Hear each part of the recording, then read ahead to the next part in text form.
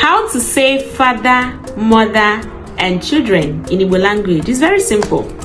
So father is called nna. Nna. Mother is called nne. Nne. Child is called nwa. Nwa. Children is called umuaka.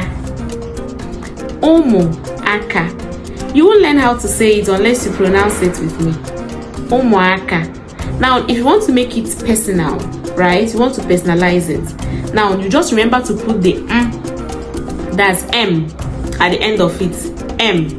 Just like nnam. Nnam, my father. Nnem, my mother. Nwam, my child. Umuakam, my children. Or you can just say umum, my children. Umum, my children. Hope you understand. Watch the full video to learn the rest of family members in Igbo. See you in the next video. Bye.